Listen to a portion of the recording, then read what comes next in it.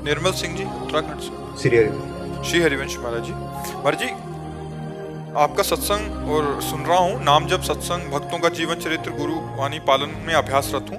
गुरुदेव, साधक अभी वर्तमान में होटल आदि में कार्यरत है। मेरे जैसे बहुत से युवा इस व्यवसाय में हैं।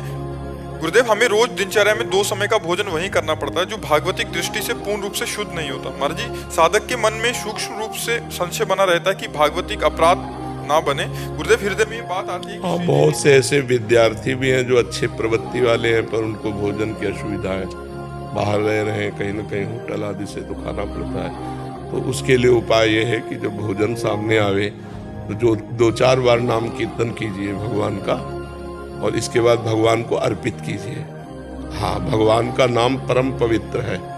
मीरा जी नाम लेकर विष पी गई तो अमृत का काम किया, तो हम नाम लेकर के फिर प्रसाद पाए।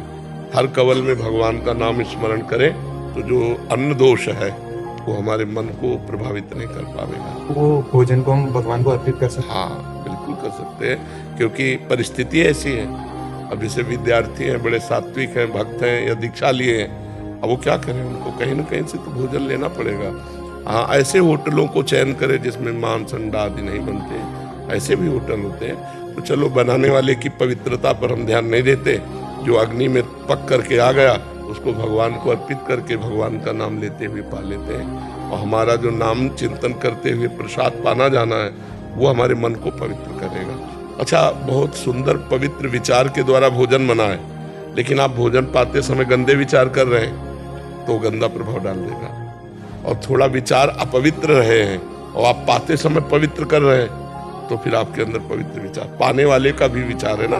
मान लो क्रोध का चिंतन कर रहा है, काम का चिंतन कर रहा है, लोभ का चिंतन, तो सात्विक भोजन भी दूषित हो गया। और सात्विक भोजन नहीं है, रजोगुणी भोजन है, पर उसका चिंतन बहुत अच्छा है, तो वो जाकर के सात्विक प्रभाव पैदा कर देगा। तो इसलिए जो भी भोजन पाए भगवान के नाम का एक एक कवल में उच्चारण, राधा राधा, आराम आराम से भगवान का चिंतन, तो वो भोजन भी अमृत हो जाएगा, वो आपके मन को पवित्र कर देगा। समझ रहे ना? रोहित जी। राधे राधे महाराज जी। महाराज जी, आपको इतनी हिम्मत कहाँ से मिलती है? मैं बात बात पर हार मान जाता हूँ, क्या कुछ समझ नहीं आता महाराज जी। माया के द्वारा जब कोई बहुत मार खा लेता है तो 2-4 थप्पड़ उसको समझ में नहीं आते। बहुत बचपन से माया की मार, कहीं प्यार नहीं, कहीं दुलार नहीं, कहीं भोजन नहीं, कहीं कोई व्यवस्था नहीं, हर समय कठोरता पूर्वक अपने आप से लड़ना ही लड़ना केवल। तो आज वो अभ्यास बन गया है। जैसे हमारे एक चाटा मारो यहाँ तो लग जाएगा, और पहलवान के मारो तो उसको कुछ फर्क नहीं पड़े, क्योंकि हजारों चाटे वही पा चुका है। वो कुश्ती सीखते समय हजारों चाटे यही पाया है, तो उसका अभ्यास बन गया है। तो हमारा अभ्यास बन गया दुख सहने का, हमारा अभ्यास बन गया दुख को सुख मानकर गले लगाने का। हर विपत्ति, हर प्रतिकूलता, हर दुख को अपना यार मानकर उसे सह जाना। महाराज जी, कहते कोई साथ नहीं देते, किसके साथ रहे, कौन साथ देगा, कौन किसके साथ रहे? तो कोई नहीं, भगवान का साथ बनो। संसार का कोई साथी होता है क्या? पास बैठे हो तो भी साथी नहीं। हमारे यहाँ पीड़ा शुरू हो जाए तो ये क्या कर लेंगे? यहाँ की पीड़ा को तो हरि ही जानते हैं ना, वो यही विराजमान हृदय में, तो अपना आनंद देने लगेंगे। पीड़ा एक तरफ है, आनंद एक तरफ है, तो हम आनंद वाले हैं तो भगवान के आनंद में डूब गए, तो पीड़ा अपने आप कट गई। पीड़ा का समय निकल गया, और जैसे बेहोश का इंजेक्शन लगा दो कि चीरा लगाओ तो दर्द नहीं होगा ना, ऐसे ही आनंद स्वरूप भगवान में जब चित्त है तो ये सब प्रपंच के दुख झेलते हुए आराम से पार हो जाते हैं। इसलिए कहते हैं अध्यात्म के बिना जीवन मृत जीवन, अध्यात्म के बिना मृत जीवन, मरा जीवन है।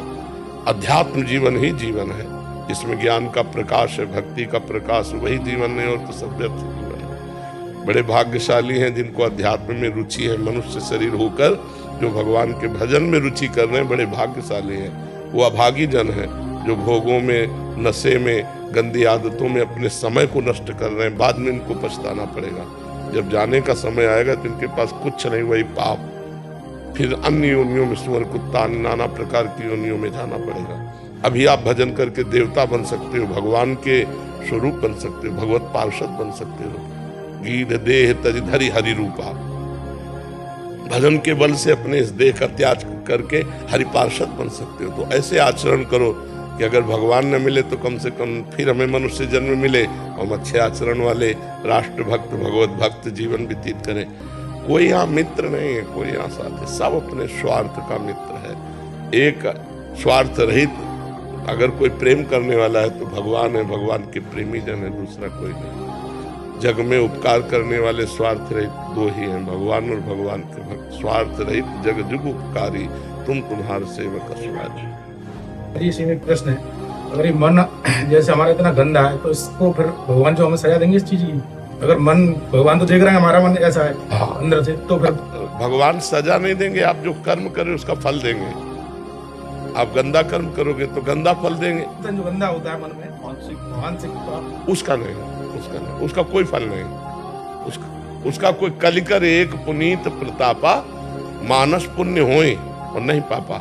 अगर मानसिक हमारी गंदा चिंतन हो रहा है तो उसका कोई फल नहीं है कि आपको दंड मिलेगा, नहीं यहाँ ना वहां। लेकिन बात यह है कि चिंतन करते करते क्रिया कर बैठेंगे, केवल चिंतने में नहीं रुकेंगे। मन अंदर से कुछ भी सोच लेता है, जो नहीं सोचना उसकी तरफ ही सोचता है। हाँ, इसीलिए तो हमें नाम जप करना है। डर लगता है कि अब इसका सुनो, इसीलिए हमें नाम जप करना है कि उसकी सोच में नाम डाल देना है। अब जैसे सोच रहा गंदा, अब उसे सोचने मत दो, राधा राधा राधा, और वो बार बार कहेगा चुप रहो। हम जो आपको प्लानिंग बता रहे हैं, जो हम आपके सामने मनोरथ रख रहे हैं, उसको आप समझिए, आपको नहीं समझना है। बेईमान तू गंदी गंदी बातें करे, राधा राधा राधा। वो धीरे धीरे धीरे धीरे अपना प्रयास कम करता जाएगा और वो आपके अधीन होता जाएगा। इसीलिए कहते हैं नाम जप करो। खाली मन शैतान का घर है, खाली छोड़ोगे पाप करेगा। कह हनुमंत विपत्ति प्रभु सोई, जब तो सुमिरन भजन न होई। अगर भगवान का भजन सुमिरन नहीं हो रहा तो मन विपत्ति में फंसा देगा। कोई न कोई संकल्प, कोई न कोई विकल्प करके हमको भोगों की तरफ आकर्षित करेगा। तो जिस समय मन गंदी गंदी बातें पेश कर रहा हो, उस समय में नाम जप में लग जाना चाहिए। और नाम जप के समय जब ये गंदी गंदी बातें करेगा तो नाम दो काम करेगा, उसकी गंदी बातों को डिलीट कर देगा और उसकी गंदी आदत को, प्रवृत्ति को, जो पाप प्रवृत्ति है उसको कम करता जाएगा। जितना नाम जप करते जाओगे तो पाप का नाश और पाप प्रवृत्ति का नाश, जहां से पाप उठते हैं, मन निर्मल हो जाएगा। नाम जप करते करते जब मन निर्मल हो जाएगा तो भगवान का दर्शन हो जाएगा। निर्मल जन मन सो भगवान।